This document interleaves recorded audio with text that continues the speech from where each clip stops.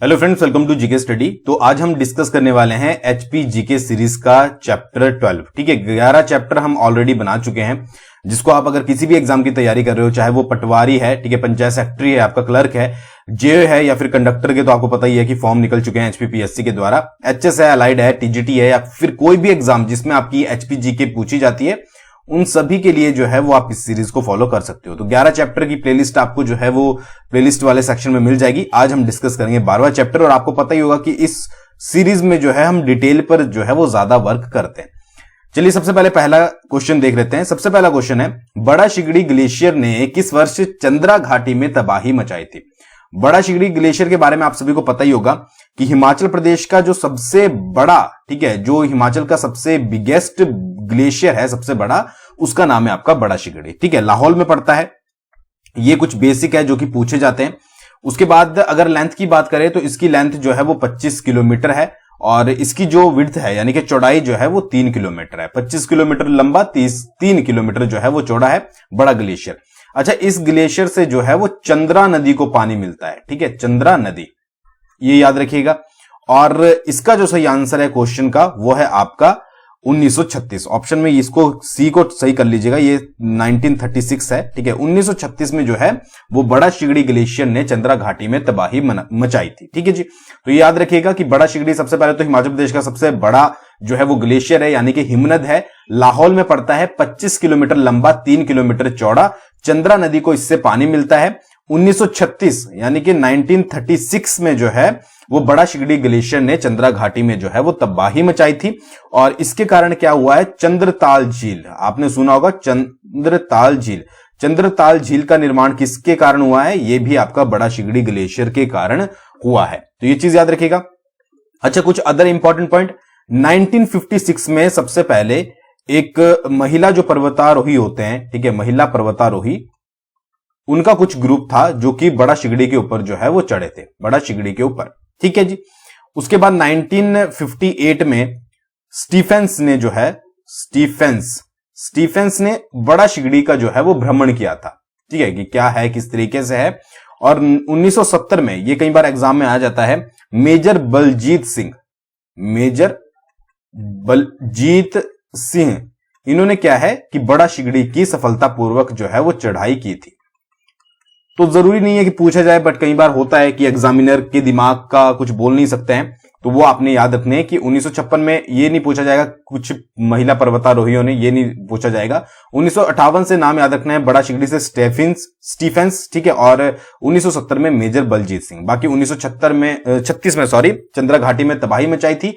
चंद्रा नदी को पानी मिलता है, और इसके कारण ही जो है वो चंद्रताल झील बनी है। लाहौल में है, सबसे बड़ा है हिमाचल प्रदेश में, 25 किलोमीटर लेंथ है, 3 किलोमीटर जो है वो विड्थ है। तो ये सारी चीजें आपको जो है वो पता होनी चाहिए।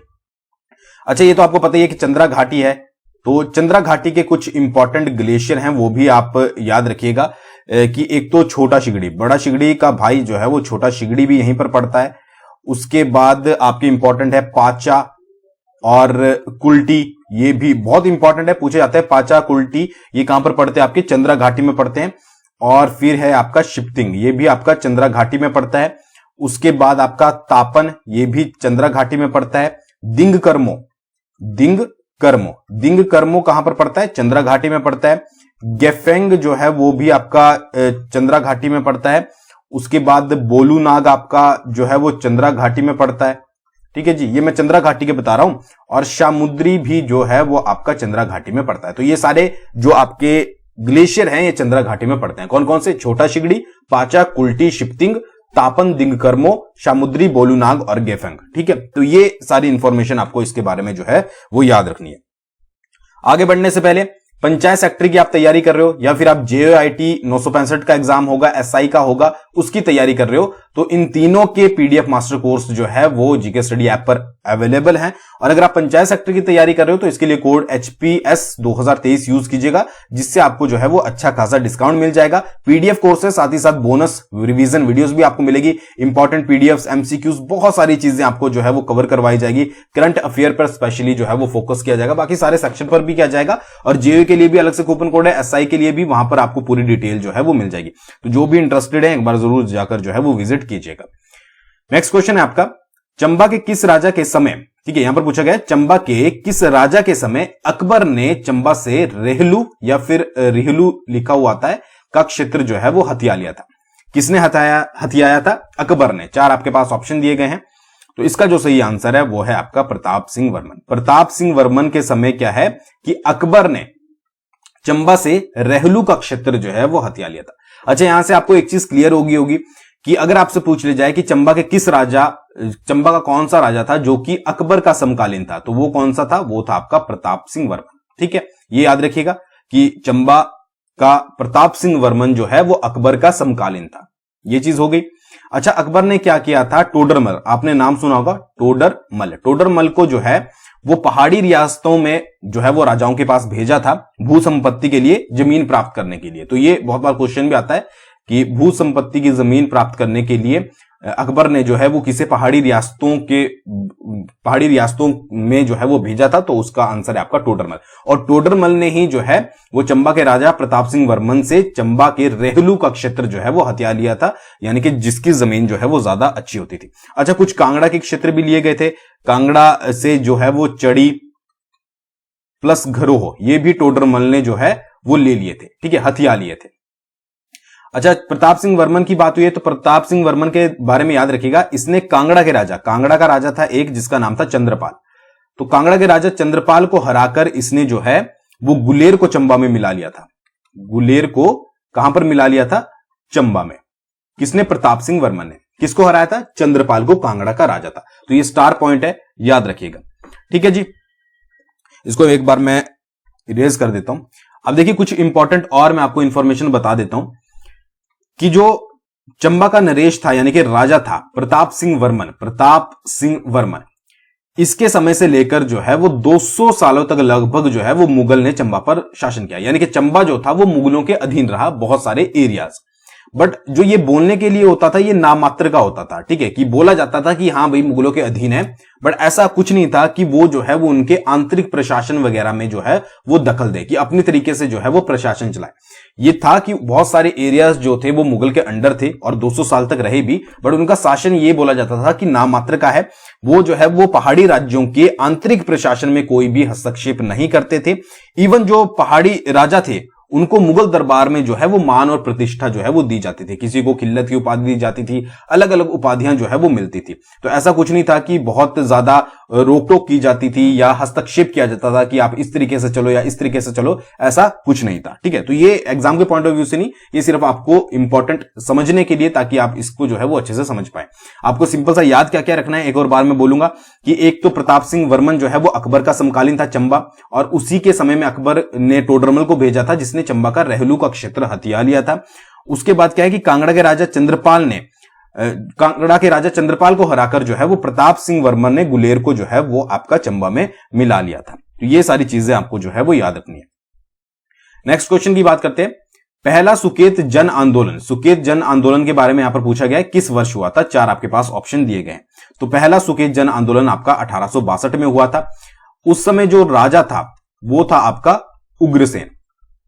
ठीक है, और एक था आपका वजीर उसी राजा का जिसका नाम था नरोत्तम। अब एक्चुअली हुआ क्या था, इसके ऊपर वैसे मैंने पहले बहुत बार वीडियोस बनाई हैं कि उग्रसेन क्या था कि नरोत्तम जो था नरोत्तम, उससे एक तो बहुत ज्यादा जनता जो थी वो दुखी थी।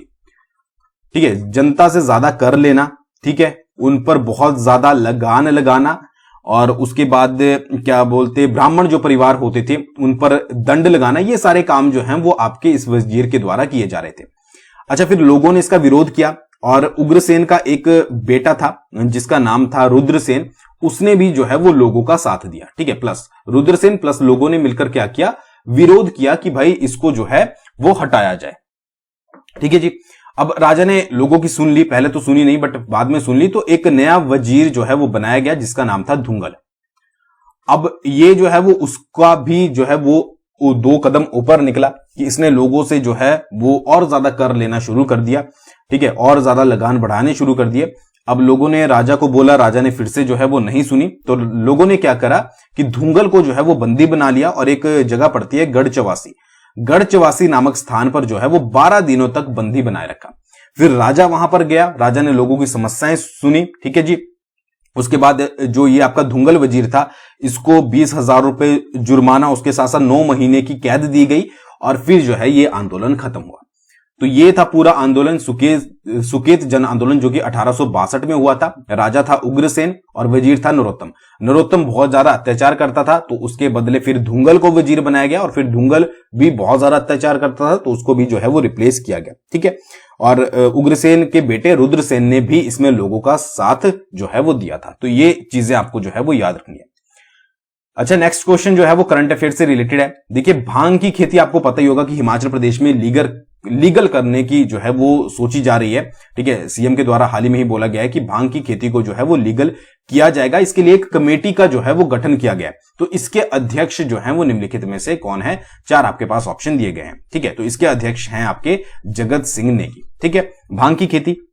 अच्छा, ये 5 सदस्य जो है आपकी कमेटी बनाई गई है, जिसके अध्यक्ष आपके जगत सिंह नेगी होंगे, और 1 महीने के अंदर 1 मंथ का इनको टाइम दिया गया है, 1 महीने का समय दिया गया है कि अपनी रिपोर्ट जो है वो सरकार को देगी कि जो भांग की खेती है उसको क्यों जो है वो वैध किया जाए। ठीक है, कि क्या क्या बेनिफिट जो है वो उससे हो सकते हैं। अब इसमें पक्ष और विपक्ष के 5 लोग शामिल होंगे, यानी कि जो ये 5 सदस्य होंगे ये पक्ष और विपक्ष दोनों को मिलाकर होंगे। देखिए, आपको ये तो पता ही होगा कि भांग का यूज जो किया जाता है वो औषधि के रूप में किया जाता है। वैसे तो और भी तरीकों से यूज किया जाता है, बट औषधि के तौर पे भी इसका यूज हो सकता है। आपकी कैंसर जैसी बीमारियां हो गई, ठीक है, आपका मधुमेह हो गया, तनाव हो गया, डिप्रेशन वगैरह होता है, उसकी आदि की मेडिसिन में जो है वो इसको यूज किया जाता है। बट अभी गवर्नमेंट जो है वो थोड़ा सा सोच विचार कर रही है। क्यों, ये भी देखना होगा। देखिए, अगर इसको आपको लीगल करना है तो इसके सबसे पहला इंपॉर्टेंट पॉइंट क्या है कि ये देखना होगा कि इसमें जो है वो नशे के ऊपर जो है वो ज्यादा प्रभाव ना पड़े। ठीक है, कि ऐसा ना हो कि लीगल हो जाए और लोग नशे के लिए जो है वो इसका ज्यादा यूज करने लग जाए। तो ये रिपोर्ट आने के बाद ही जो है वो क्लियर होगा कि किस तरीके से और किस सही इस्तेमाल के लिए जो है वो इसको लीगल किया जाए, किस तरीके से लाइसेंस प्रोवाइड किया जाएगा। ये सारी चीजें रिपोर्ट आने के बाद जो है वो पता लगेगी। बट फिलहाल के लिए आपको क्या याद रखना है कि 5 सदस्य कमेटी का गठन किया गया है। 5 सदस्य होंगे, पक्ष विपक्ष के अध्यक्ष होंगे आपके जगत सिंह नेगी, और बहुत जल्दी जो है वो इस पर विचार किया जाएगा। ठीक है, नेक्स्ट है, हाल ही में ही शुरू की गई संजीवनी परियोजना का संबंध किससे है? हिमाचल प्रदेश में हाल ही में ही संजीवनी परियोजना की शुरुआत की गई है, तो इसका संबंध किससे है? फ्री दवाइयों से है, मेडिकल टेस्ट से है, पशुओं के इलाज से, या इनमें से कोई भी नहीं?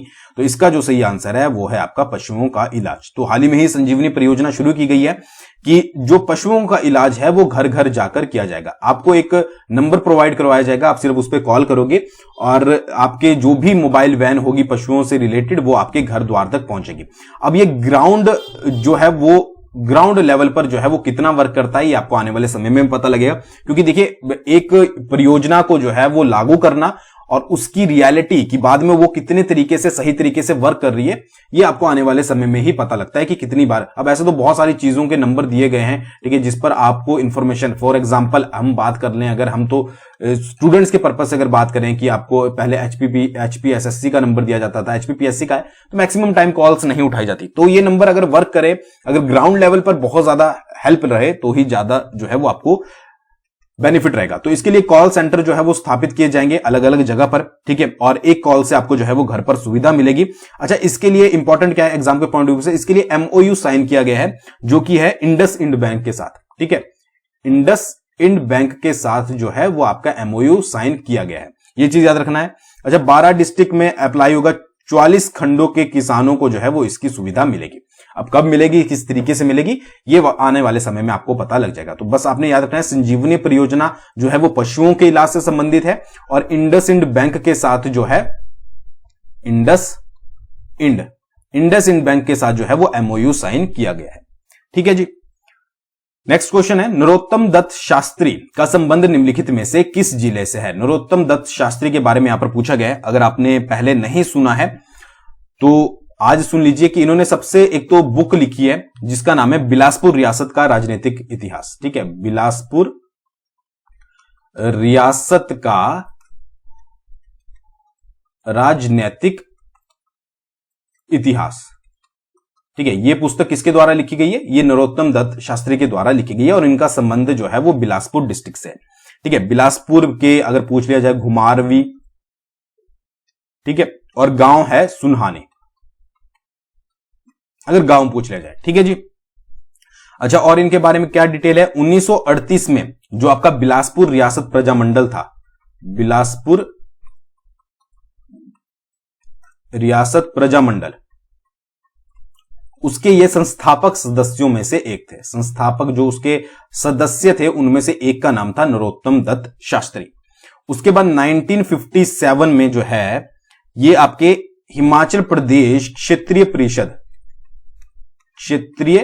परिषद इसके एक जो है वो स्वतंत्र प्रत्याशी थे, स्वतंत्र प्रत्याशी। ठीक है जी। तो ये याद रखिएगा, 1938 में बिलासपुर रियासत प्रजामंडल के संस्थापक सदस्यों में से एक थे। 1957 में हिमाचल प्रदेश क्षेत्रीय परिषद के लिए स्वतंत्र प्रत्याशी थे। मेन इंपॉर्टेंट बात, बिलासपुर रियासत का राजनीतिक इतिहास इन्होंने लिखा है बुक, और ये जो है वो बिलासपुर के घुमारवी सुनहानी गांव से संबंध रखते हैं। इतनी चीजें आपको इनके बारे में पता होनी जरूरी है। नेक्स्ट है आपका श्री रामलाल का संबंध जो है वो किस जिले से है? इनके बारे में तो आपने सुना ही होगा। ठीक है, ये 2 बार मुख्यमंत्री भी रह चुके हैं। तो इनका संबंध जो है वो शिमला से है। ठीक है, शिमला जिले से है, जुब्बल, और अगर गांव पूछा जाए बरथाटा। ठीक है जी। अच्छा, इनके बारे में डिटेल में अगर बात करें तो 1957 से लेकर 62 तक ये जो थे वो क्षेत्रीय परिषद के सदस्य थे, क्षेत्रीय परिषद के सदस्य।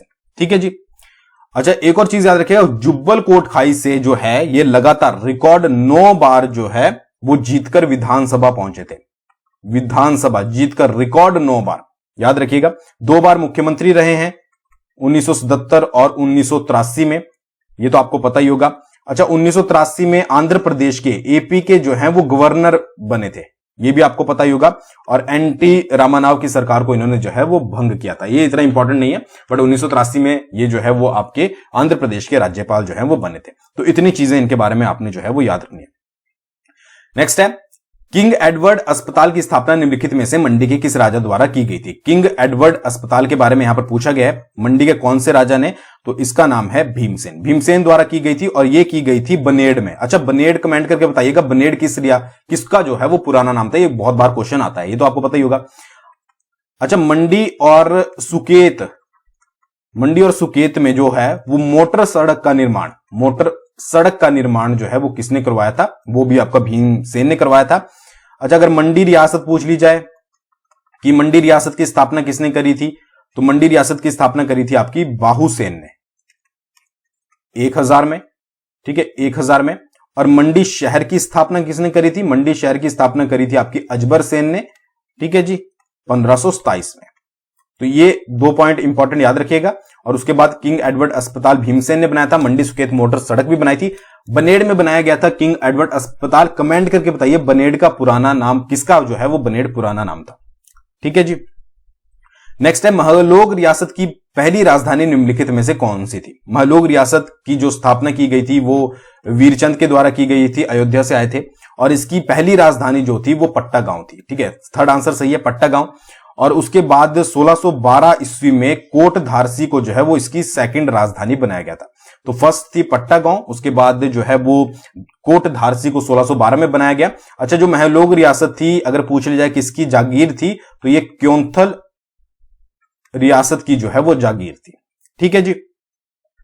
नेक्स्ट है, सिरमौर के किस राजा ने पब्बर नदी के किनारे भगवती माता के मंदिर का निर्माण करवाया था या बनाया था? ठीक है, तो इसका आंसर है आपका वीर प्रकाश। वीर प्रकाश ने जो है वो पब्बर नदी के किनारे भगवती माता के मंदिर का निर्माण करवाया था। और इसके साथ साथ एक चीज याद रखिएगा, वीर प्रकाश ने राविनगढ़ किला भी बनाया था, राविनगढ़ किला। तो ये 2 ही पॉइंट इससे इंपॉर्टेंट याद रखने। नेक्स्ट की बात करते हैं, इंडिया जस्टिस रिपोर्ट 2022 में हिमाचल प्रदेश को कौन सा स्थान प्राप्त हुआ है? अच्छा देखिए, ये मैंने आप लिंक दिया गया है एक डिस्क्रिप्शन में परीक्षा बूस्टर का। ठीक है, उसमें ये करंट अफेयर हमने कल कवर किया था इंडिया जस्टिस रिपोर्ट के बारे में पूरी डिटेल में, जो आपको एग्जाम के पॉइंट ऑफ व्यू से पता होना जरूरी है। तो डिस्क्रिप्शन में एक बार जाकर जरूर चेकआउट कीजिएगा, उस वीडियो को देखिएगा। और हिमाचल को कौन सा स्थान मिला है? हिमाचल को मिला है आपका 6ठा स्थान।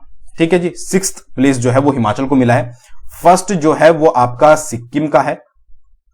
ठीक है जी, सेकंड आपका अरुणाचल प्रदेश का है, थर्ड आपका त्रिपुरा का है। उसके बाद मेघालय का नंबर आता है, फिर आपका मिजोरम का आता है और उसके बाद गोवा का आता है। ठीक है, मतलब जिनकी पॉपुलेशन 1 करोड़ से कम है उन स्टेट्स में जो है वो हिमाचल प्रदेश का छठा स्थान है। पूरी डिटेल आउट ऑफ 7 स्टेट्स में जो है वो ये निकाला गया था और आप जो है वो बाकी पूरी डिटेल जो है वो वहां पर जाकर चेकआउट कीजिएगा कि ओवरऑल जो है वो किसको पहला स्थान मिला है। इंडिया जस्टिस रिपोर्ट बहुत ज्यादा इंपॉर्टेंट है। इस रिपोर्ट में होता क्या है कि जो भी आपके 4 बेसिक जो आपके प्रिजन्स होते हैं या फिर पुलिस होते हैं तो उसके ऊपर जो है वो आपके एनालाइज किया जाता है। ठीक है, तो इसमें हिमाचल प्रदेश को जो है वो छठा स्थान मिला है। तो आज की वीडियो में बस इतना ही। आई होप आपको वीडियो पसंद आई होगी। Thanks for watching. बहुत जल्दी मिलेंगे नेक्स्ट वीडियो के साथ।